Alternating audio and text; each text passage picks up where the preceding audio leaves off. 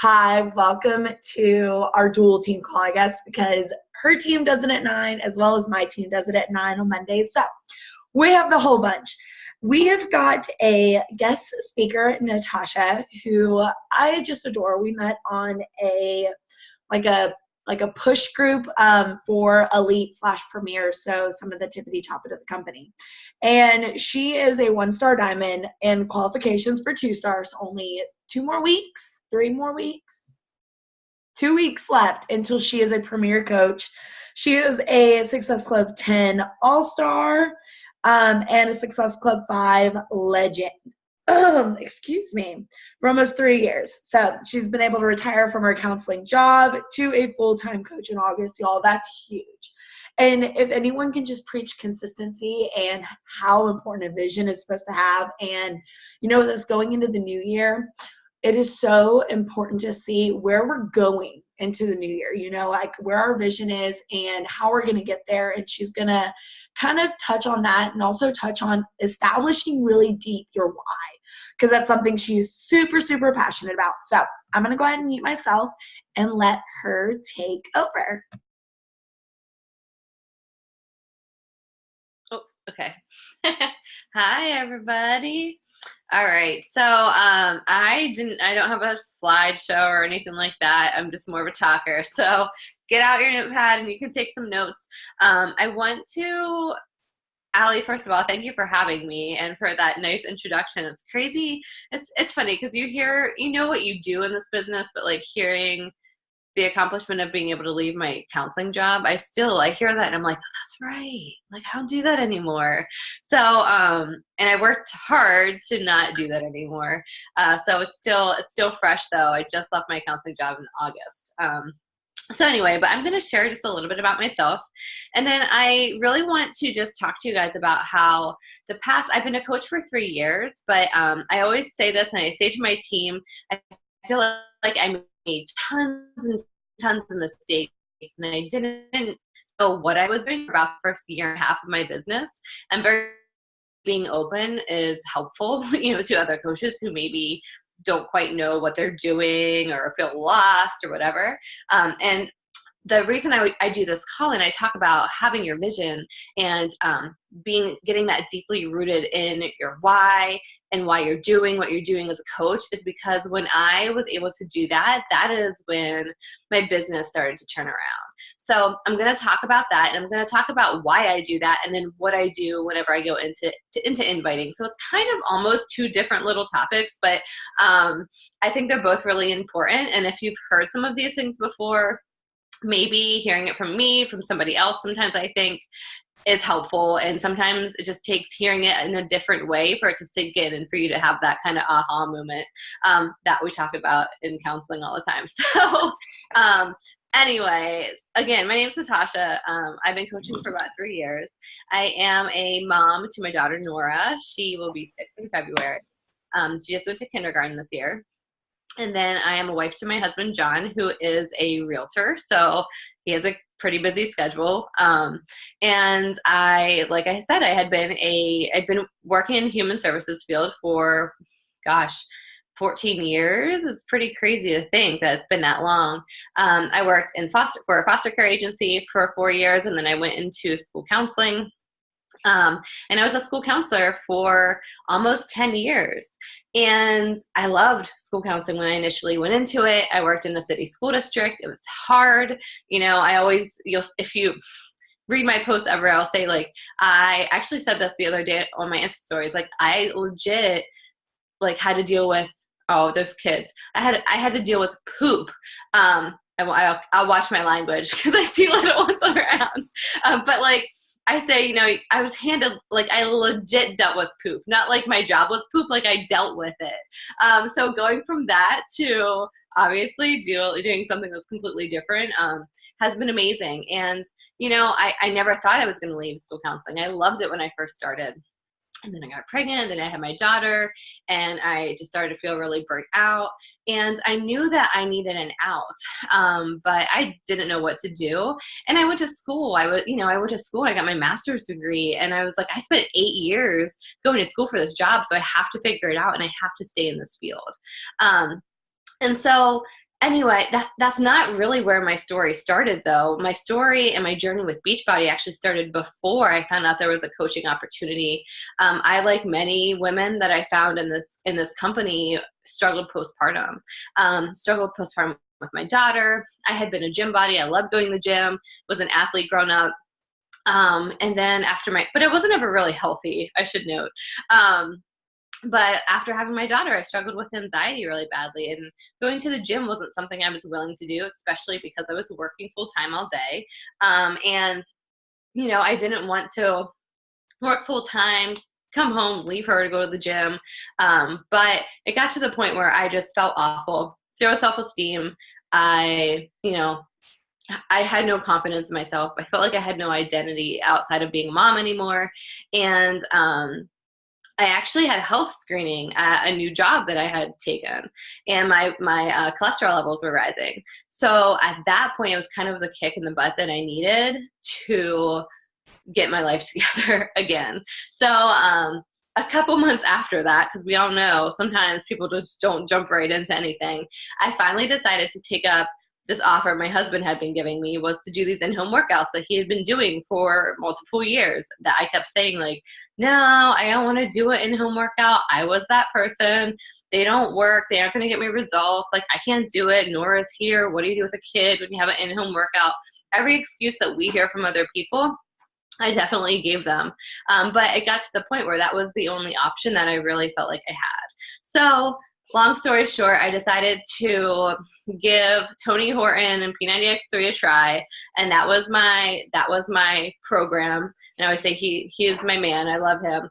I did that program on my own, and I met him at Summit, by the way, just side note, and literally just bawled the entire time. It was a little bit ridiculous, but it was amazing. And but anyway, so I did P90X3 on my own.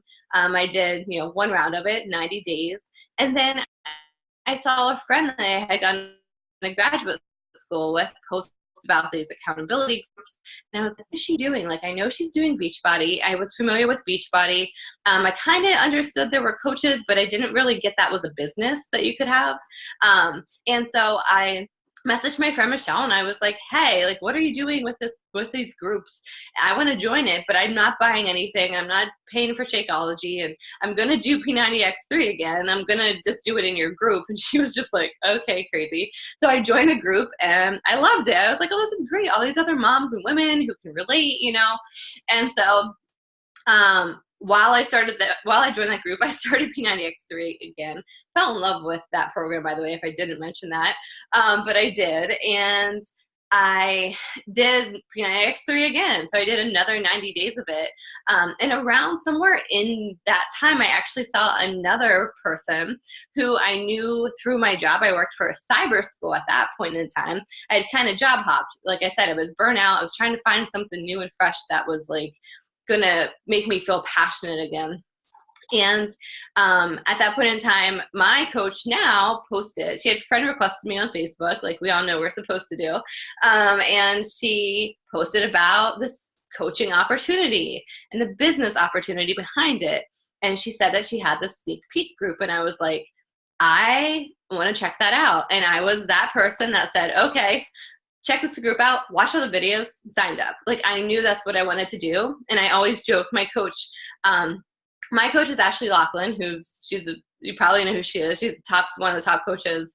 She is amazing. And she always says, like, it's so nice when you find people who are like you, who just signed up and did their own thing. I never was a challenger of hers. I started my own challenge groups from day one. I ran my own sneak peeks from day one. I just I branched off from her. I've had amazing mentorship and leadership from her. But, oh, you're funny. But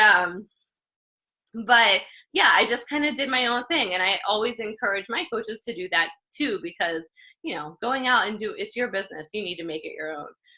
Yeah, her sneak peek training, but yeah, she's amazing. She's a fantastic public speaker too. So, if you haven't watched her videos, they're great. But anyway, so I actually didn't end up, guys, and this is a good point. This isn't what this is about, but this is something that I think is important with my story, is that I didn't actually sign up with a girl that I spent that time, like those two months or so in her challenge group. Okay. Because she never talked to me about there being a business opportunity. And so we have to remember that some people are searching for that. When I found out there was a business opportunity, I knew that this is what I wanted to do. There was like no questioning it. I knew I was going to do it. So anyway, moving forward, that's my story. That's how I got involved with coaching. I've been coaching now for 3 years. I'm not what you call a like really quick starter or like someone that goes straight to the top. And okay. And like I said earlier, I feel like my business, probably like the first year and a half, I didn't know what I was doing. Ashley was a new coach then too. So she didn't really know what she was doing, kind of just stumbling along our own paths, like trying to figure things out. And it was about a year and a half ago, I actually jumped into a course. It was with Josh Coates. I don't know if any of you guys know Josh Coates. He's amazing. And he really focused in this course on your vision and your mission and identifying like who you're speaking to. And it was at that time, he's amazing, that I really started to understand consistency. And my coaches on my team always, they have to roll their eyes by this point in time. Like I'm sure at least Amy, I know she's on here, probably rolls her eyes every time she hears me say consistency. But I started to understand the importance of consistency. And I started to really understand the importance of vision. And so what I want to do is just share with you my vision and and I think it's powerful to hear somebody else share their vision. And I walk through this every morning whenever I walk downstairs. So I come downstairs every morning. I get up early, even though I don't have to anymore. I still get up between 5 and 5:30 every morning. Typically 5:30 because snooze and myself are friends. Even though I've read Mel Robbins books, they don't really work for me to get me out of bed. So I come downstairs and make my coffee. I sit down and I do a gratitude journal every morning.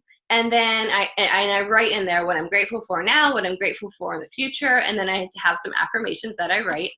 Nothing like out of the ordinary there probably. But then I go through my vision. So I want to share with you how vivid the vision is because I go through it every morning. So I sit down with my coffee and sometimes I say it out loud and sometimes I just go through it in my head. But in my vision, I walk downstairs into our newly renovated home with our big open floor plan. And I stand at my kitchen island with my fresh coffee from I love coffee, my fancy coffee pot. And I have my cup of coffee and I just reflect. And I know how grateful I am for everything that's been provided to me.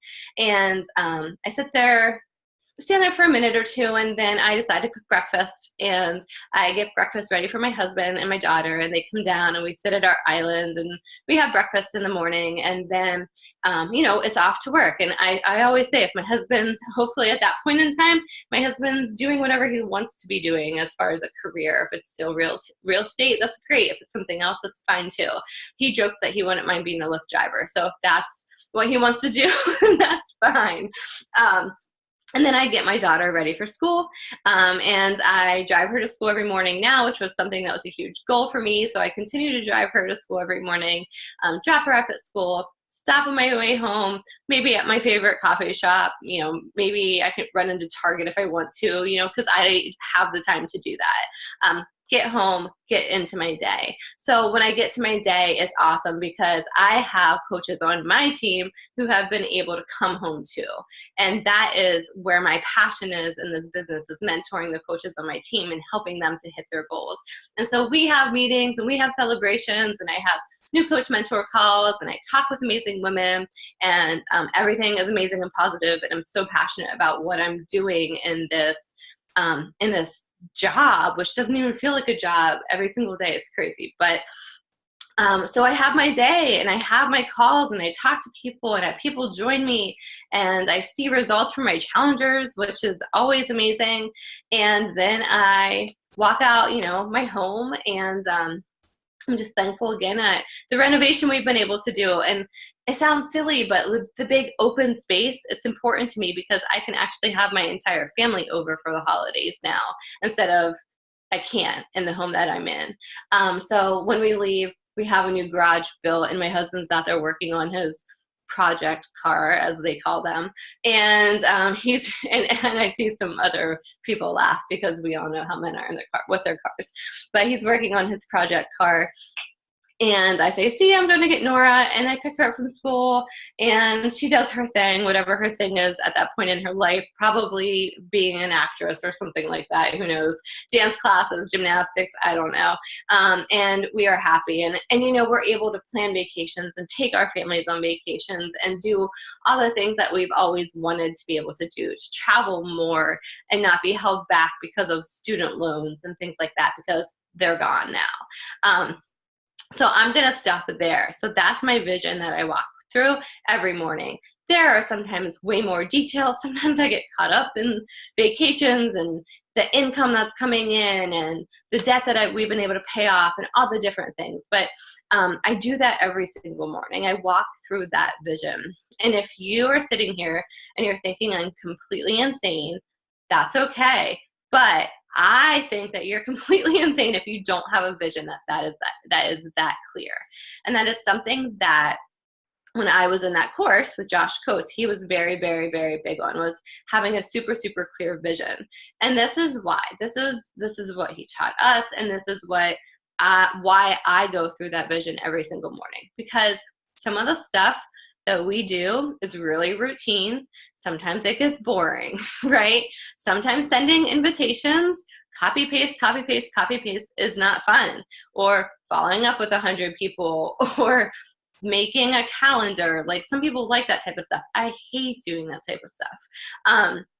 So whenever we root ourselves in that vision and know why we are doing what we're doing, then we go into those tasks. That is what we come back to before we do any type of inviting, any type of conversation with people.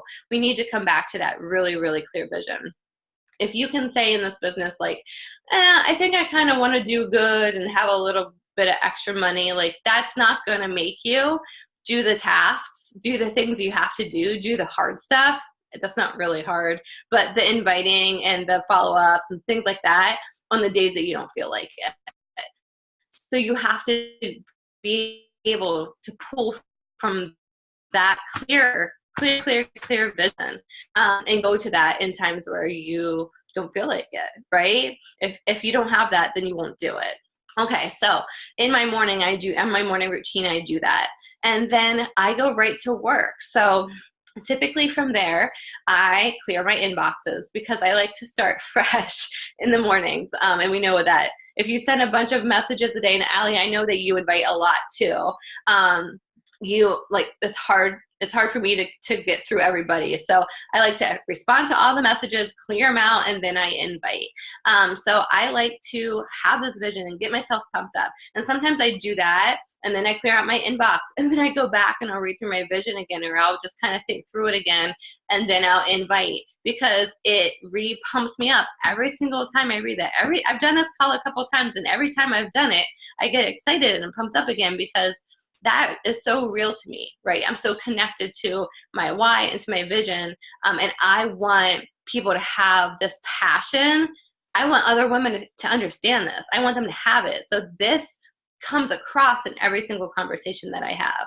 Trust me when I say that if you send a message and you're like, hey, whatever, like, hey girl, you should join me. Like, that's what it's going to sound like to them. So you need to really feel the way that you want people to read you when they read that message, if that makes sense to you. Okay, so what I want to do with this, then, I want you to think about that. So anytime that you feel like you're like disconnected, you're getting down on yourself, you're playing the comparison game, we all do it. Every single person does it.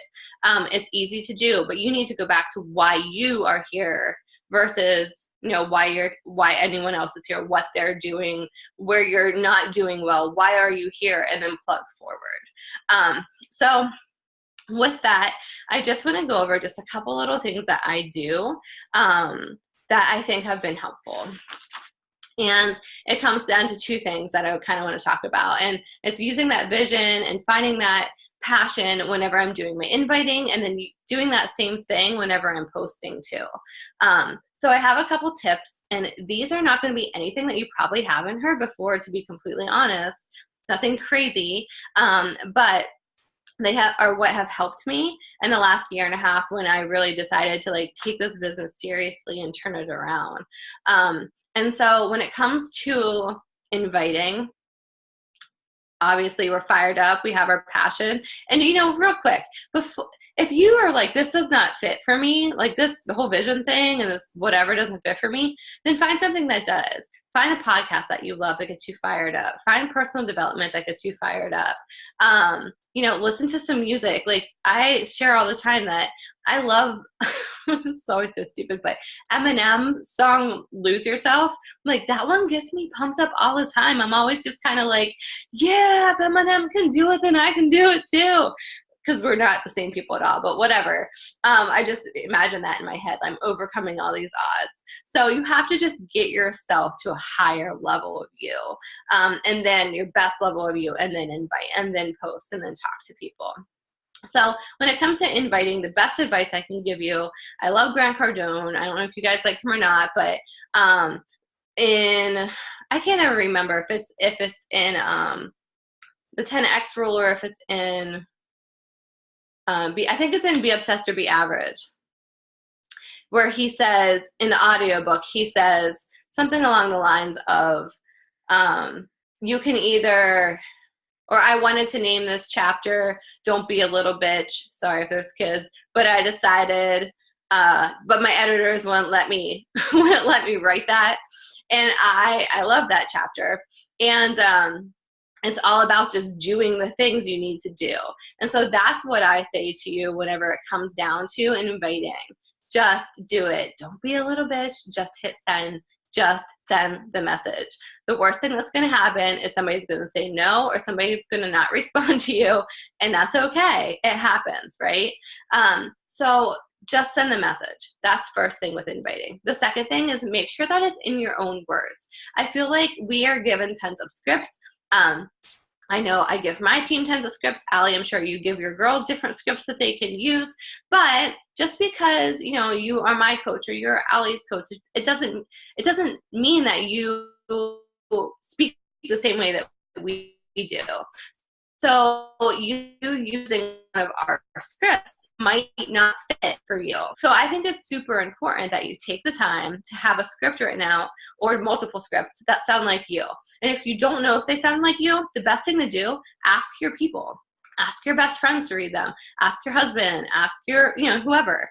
People who know you and know how you talk. If you send them a message that sounds like some random person, like your upline or some famous, top 10 coach or whatever, famous top 10 coach, but you guys know what I mean. They're going to be like, this doesn't sound like you at all. So have your friends read through your scripts, talk them out into your phone. Or even better, if you send voice memos or send video, memos to people, do that if you're comfortable doing that. I even say, if you aren't comfortable doing that, try it. You'd be surprised. But just make sure that they're you. So your scripts, your stories, your posts, they should all align. If I send a script after posting like I do, when I talk in my stories, I talk like me. Some days I'm really goofy. Some days I'm pretty like whatever, sarcastic. Like my posts are the same way, and I'm really passionate. And that is portrayed in all of my scripts that I send to people. So make sure that you align. Make sure that everything is consistent, because if you send somebody, again, who's following you on Instagram and watching your stories every day, and then you send them the script that sounds like it'd be like me being like, hey, beautiful darling, like, or something like that, people would be like, well, who are you and what is going on? So make sure that your scripts align. I always say that mine are fun, they're lighthearted, they're passionate sometimes. Whatever you are is what needs to be portrayed. And then finally, when it comes to inviting, my next biggest tip has nothing to do with scripts or how many messages to send or anything. All I can say is do it consistently. And I know that I've said that already, but consistency is my word. Again, it goes back to that year and a half ago, almost 2 years now, when I started to do those programs, one thing that we had to do was track. And I had tracked before, but it was kind of like here and there and all over the place. And I wasn't really paying attention to how many messages I was sending every day. And when I really started to do that, I've been tracking in an Excel sheet, actually, is where I track. I use TeamZ to track my conversations, but to track my numbers, I track them every single day to make sure that I'm not like doing nothing for 4 days, like thinking I'm doing something and then being like, what did I do? Where are my success club points? I track those numbers every single day. And I can tell you that when you do that, you are going to see a change in your business because you're going to hold yourself accountable. And if you struggle with that accountability aspect, give somebody else shared access to your sheet.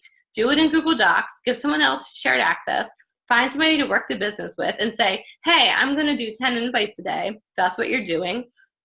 And can you, if you have a minute, jump on my sheet and make sure I'm doing that. Okay. And I'll do the same for you. There is nothing wrong with that. Having accountability partners, just like we have accountability for our clients, our customers, same thing in this business. There's nothing wrong with it. So track for sure and find somebody to hold you accountable if you struggle with holding yourself accountable. Because it can happen. The scroll is real. It can happen for sure whenever you're running a business on social media. And then finally, like I said, everything that we're doing needs to align. So when it comes to posting, everyone has different things that they say on Instagram. If you want to have a pattern on Instagram, you should have presets. And so you should have the same filters on everything and all of those things. And I do think that they're important for sure. We want to be hearing trainings on them all the time, right? So I think you should get your page looking consistent.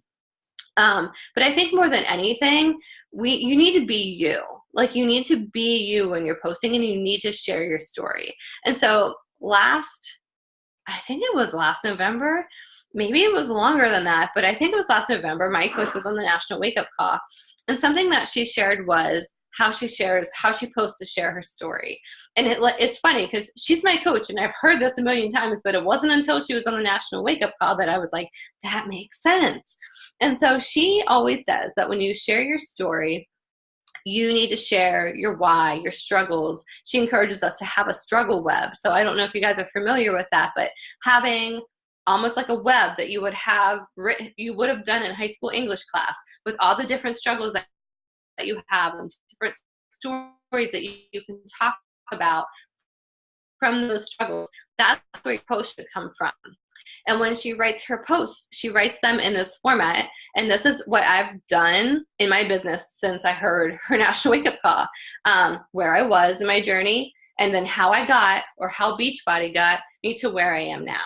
And that is the format that I use in all of my posts. And we heard for a while, and I'll fight this till the end, when you go to Instagram, don't write a lot. Don't write a lot. People don't want to read. And I was like, that doesn't fit for me, because if I see a beautiful picture of like a family and it's like #family, I'd be like, okay. But if I saw a beautiful picture of a family and it told this amazing story, I would be like, who is this? And I would look at it.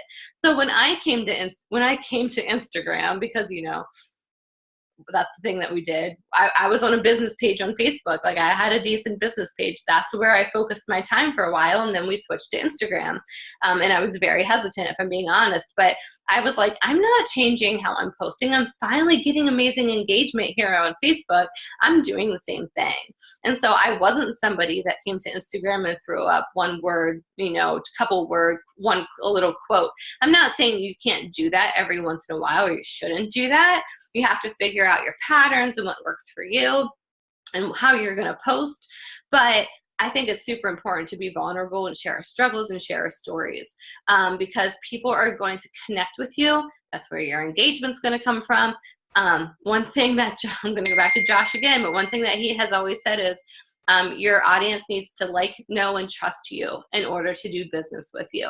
And so if you're sharing your journey, you're much more likely to gain that trust in your audience, which is the hardest piece. Like and know, you can share and they can figure that out pretty quickly, but it's the trust that's the hardest thing to gain from your cold market. So you have to share more than just, hey, come join me, you know what I mean, to be able to really get people to actually join you.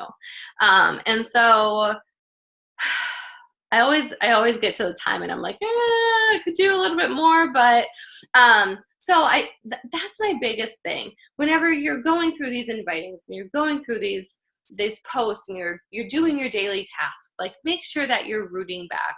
If you need to do it every 15 minutes, if you need to do it every hour, if you're good every couple hours, whatever, root back to your why, root back to your reason that you're doing this, your vision, your goals, sink into that, and then do the things. Go back to it and do them again. If you do multiple power hours, I don't know if you guys do them or not, but if you do power hours, go back and root before you do your power hours. You always need to have that passion on hand, because if not, what will happen is you'll think that this is a business that's focused on Success Club. Sorry if my computer's dinging. You'll think this is a business that's focused on numbers, right, instead of people. And we are not a numbers-focused business. We are a people-focused business.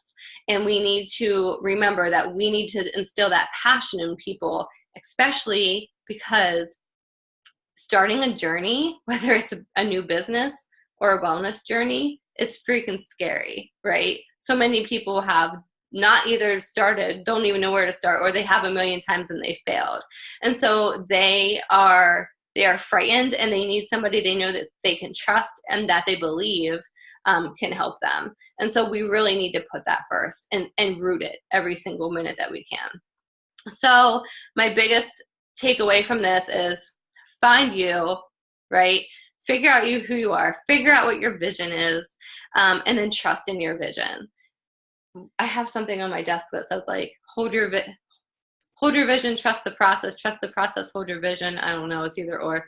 And if you root in that every day, then you will absolutely love and find this amazing passion in this business every single day that you wake up to work it, for sure.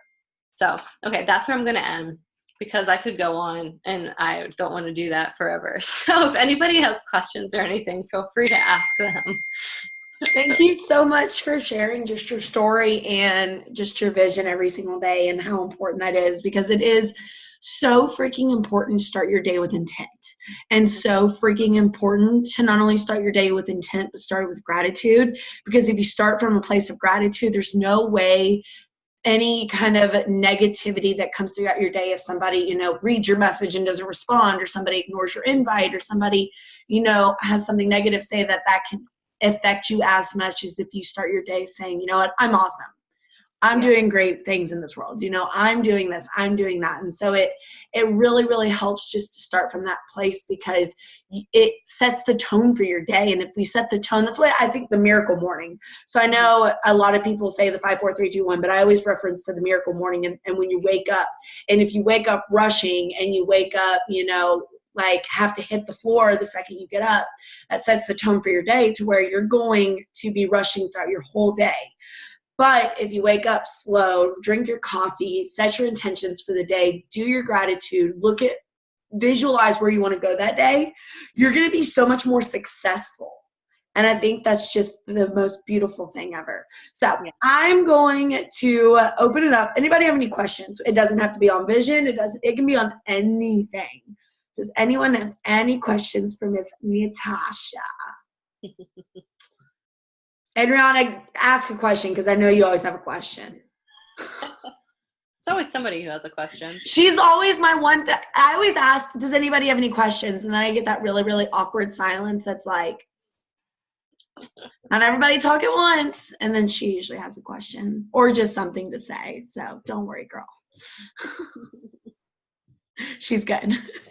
Anybody else? Anybody have questions? We have time.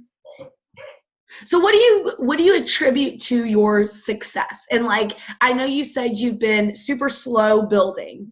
And so you've been doing this for 3 years, and you kind of took the slow and steady pace to get to the point where you are now. And so what do you think kept you motivated that 3.5 years, when you said you've only been serious about the business for 1.5 years? So what kept you motivated throughout that? So I think like that first like 1.5 years, like I had diamond in like 7 months, like, which isn't bad. Like, everyone hits their goals in different times, but, I just I didn't get it, I think, is more than anything. And, the whole time I just loved it because I didn't want to go back. My initial reason for starting coaching, well, don't do that, was that I didn't want to go back to, where I had been. Can you please stop? I'm going to be distracted now. I didn't want to go back to where I was before I started my journey. And so I knew that if I was a coach, I wouldn't be a hypocrite. I would stay accountable to my goals. So that was a big part of it. And then I also have this little monster who won't go to bed till I go to bed. And she was, that was the reason that I really wanted to push to leave my job, was so that I could be home to get her on and off the bus. I always said it was my school bus goal. It was like my hashtag school bus goal. And I told my coach that's my goal. I want to be home. And then she didn't want to ride the bus, and I drive her to school, or a little bus to school every day. But regardless, that was like, I think I kind of got to that point like a year and a half in. And I was like, I'm never going to achieve this goal. You know what I mean? Like, I really actually do want that goal. Like, I had it, but I didn't think about it enough. I didn't tie into it enough. And so I needed, where first it was like, I needed accountability for myself. Then I was like, well, wait, I really do want this for my family more than anything. And so then I started to tie into that. And that's when I was like, all right, no more nonsense. So it was basically just reminding yourself every single day of your goal. Absolutely. And just having a no BS approach to it. Because I think so many of us say, we want to help so-and-so, we want to, help our husbands, or we want to be able to retire from our job, or we want to be able to provide more for our children. And we say these things, but we don't tie in the emotions, like how we will feel when we get there. We say, these are our goals. Like, I want to be diamond in points. I want to be diamond in 2 months. Like, I went diamond in 3 days. And it was all because I set an intention on how I did that. But is that the norm? No, but you have to, like, I was like, you know what, when I get to this point, I know I'll be this much closer to this point, and I will feel this way because I don't feel good now. And so I think that's important. And what she's saying is, we need to tie our emotions to these goals. Because if we have these goals of, I want to be diamond, I want to be a 2-star, I want to be an elite coach, I want to retire myself. Okay, cool. But how is that going to make you feel? What is that going to fulfill for you? What kind of little bubble in your tummy are you going to get when you achieve that goal? And once you achieve it, okay, cool. Now you move on to the next goal. You take time to celebrate and you move on. And I think that's the most beautiful thing is she hit her diamond. Then she's like, you know what? I want to retire myself. Okay, now I want to be elite. I want to be premier. And it's just, we're always evolving our goals, but we're always remembering how that makes us feel. Yeah. And I think too, if you have goals, you have to draw hard lines with them. And that's not at all something that I honestly probably even did for the first 2 years that I coached. Last November, I was like, I want to go to that NLC thing. And I decided that I was going to build my husband a diamonds in, I think I had 2.5 weeks. And I did it. And that was kind of, that set a big tone for my business this year. And that's why I've had a lot of success in my business this year. Because I was like, oh, that's what I can do. So when you realize, when you set goals and hard lines and you really bust your ass to achieve them, that is when you kind of can realize that, wow, you can do whatever you want to do in this business or in life in general, really, right? If you have these hard goals and you set hard lines and you keep that constant, eye on the prize, eye on your vision, know why you're doing it, you can do anything. And never forget, we're in the business of people. We're not in the business of numbers. And I loved that you made that point, because in the market of multi-level marketing, with lipsticks and, wraps and all this other bullshit, like, people forget, like, was not a multi-level marketing company at first. No. This was not. This was Beachbody before it was ever network marketing. Yeah. And so it's still realmed in, like, not even thinking about marketing. So we get promotions from, hitting these ranks or whatever, but every single Success Club point, every single life changed, every single one of you guys that trust us, it's people. And it's people that trust us to help. And so we're not just giving them a lipstick and saying, okay, see you next time you need lipstick. Like, we are making an impact on their lives. And I think that's beautiful, because I am a firm believer in, if you don't care about people, if you don't, you don't see that, get that kind of bubbly feeling in your tummy when somebody gets a transformation and they thank you, like, that this is just not the network marketing company for you. And so I love that you tied that in, that we're in the business of people, not just products. Yeah, absolutely. So awesome. Alrighty, y'all, I am going to let y'all scoot. It is getting lit, and I know we got to get a little miss to bed over there. So I thank you guys so much for coming on. Thank you, Natasha, for talking, and I will see my team next week. Bye, y'all. Bye.